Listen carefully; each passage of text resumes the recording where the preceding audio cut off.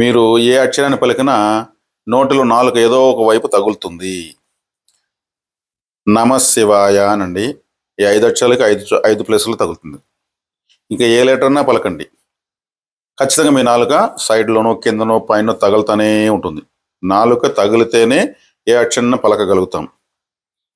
మరి నాలుక తగలకుండా పలికే ఏకైక అక్షరం ఓం. ఓం అంటే నాలుక పైకి ఇలా ఉంటుంది, ఎక్కడ తగలదు.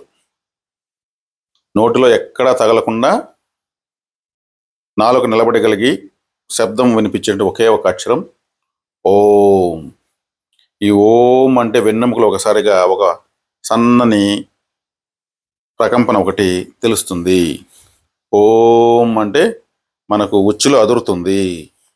ఈ 3 వేలు ఇలా పెట్టుకుని ఓం ఓం ఓం అంటే ఉచ్చులో అదురుతూ ఉంటుంది. మీరు కావాలి చేయబెట్టుకోవచ్చు.